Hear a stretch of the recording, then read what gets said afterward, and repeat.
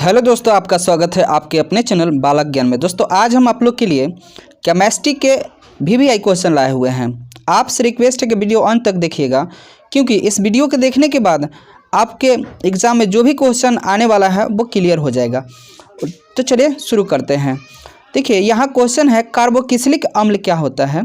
यहाँ कार्बोक्सिलिक अम्ल क्या होता है, तो देखिए ऐसा कार्बनिक यौगिक जो कार्बोक्सिलिक समूह या अम्ल COOH से बना होता है, उसी को हम लोग कार्बोक्सिलिक अम्ल कहते हैं।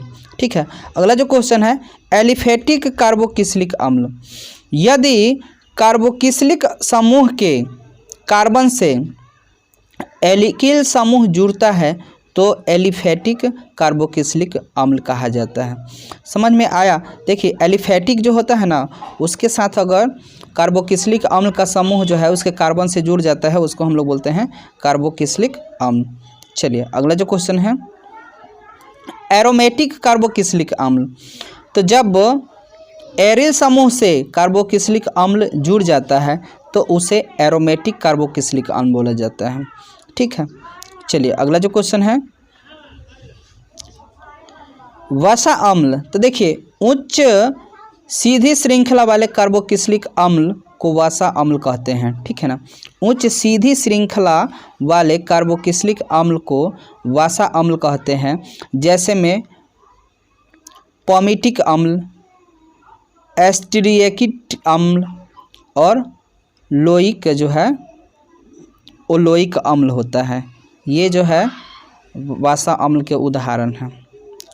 चलिए अगला जो क्वेश्चन है,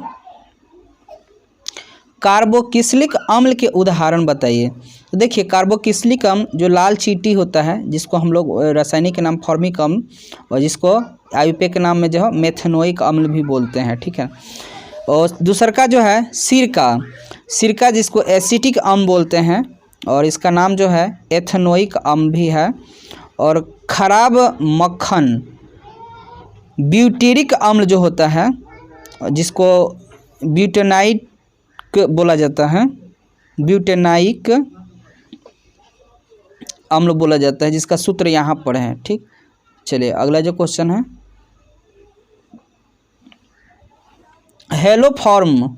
हेलोफॉर्म अभिक्रिया किसको कहते हैं। तो देखिए जब कार्बोक्सिलिक अम्ल में एल्डिहाइड या कीटोन से एक कार्बन कम होती है, जिसे हेलोफॉर्म अभिक्रिया कहते हैं। देखिएगा सब समझिएगा, जब कार्बोक्सिलिक अम्ल में एल्डिहाइड या कीटोन से एक कार्बन कम होता है तो ऐसे को अभिक्रिया को हम लोग बोलेंगे हेलोफॉर्म अभिक्रिया। ठीक है, चलिए अगला जो क्वेश्चन है, एसिटिक अम्ल का उपयोग। तो देखिए एसिटिक अम्ल जो है सिरका के रूप में, औषधि के रूप में, रबर के लेटेक्स को संदृढ़ करने में, फोटोग्राफिक फिल्म तथा रेयान निर्माण करने में इसका उपयोग होता है। ठीक है, चलिए अगला जो क्वेश्चन है, दोस्तों हिमांक का अवनमन किसे कहते हैं। तो समझिएगा, जब किसी विलायक में अवाष्पशील विलय डालकर विलयन बनाया जाता है तो विलायक का हिमांक कम हो जाता है। इसे ही हम लोग हिमांक का अवनमन कहते हैं। समझिएगा, जब कोई विलायक है, विलायक समझ रहे हैं, मान लीजिए ये कोई जल है, तो जल जो है विलायक हो गया। ठीक ना, इसमें जल है वो विलायक हो गया, और इसमें अवाष्पशील विलय, और इसमें कुछ हम डाल रहे हैं, यहाँ इसमें कुछ डाल रहे हैं जो कि अवाष्पशील है, और इसके डालने पर ये दोनों जब डाल दिया गया ये तो विलयन बन जाता है। ठीक है ना, तो विलायक का हिमांक जो है, यानी जो ये जल है इसका हिमांक कम हो जाता है, जिसको हम लोग बोलते हैं हिमांक का अवनमन। हिमांक का अवनमन इसी को बोलते हैं। ठीक है, चलिए अगला जो क्वेश्चन है, हिमांक का अवनमन के लिए राउल्ट का नियम बताइए। तो देखिए राउल्ट के नियम के अनुसार जब एक अवाष्प सील ठोस विलायक में डाला जाता है तो विलायक का वाष्प दाब कम हो जाता है और अब इसका वाष्प दाब ठोस विलायक के वाष्प दाब के बराबर हो जाता है। कुछ कम ताप पर होता है अतः विलायक का हिमांक घट जाता है। इसी को राउल्ट के नियम दर्शाना बोलेंगे। ठीक है, चलिए अगला जो क्वेश्चन है, मोल अंश जिसको मोल प्रभाज भी बोला जाता है, विलयन में किसी अवयव के मोलों की संख्या एवं उनके सभी अवयवों के कुल मोलों की संख्या के अनुपात को मोल अंश कहते हैं।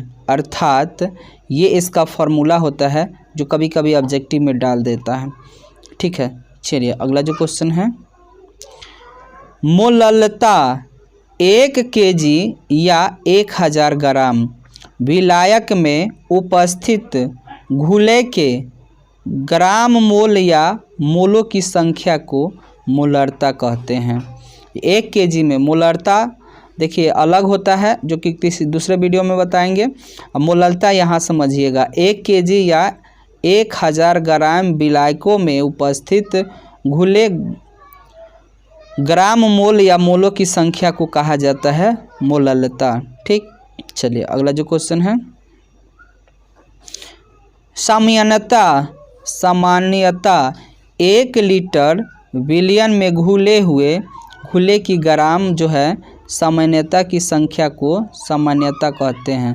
समतुल्यांकों की संख्या को देखिए समझिएगा, 1 लीटर विलयन में, विलयन मतलब क्या हुआ, जल और उसमें नमक जो है घोर दिए हैं वो विलयन है। ठीक है ना, और घुले के ग्राम समतुल्य बराबर होता है और इसमें जो घुला हुआ है और ये विलायक है ये दोनों समतुल्य होता है, उसको हम लोग सामान्यता कहते हैं। ठीक, चलिए अगला जो क्वेश्चन है,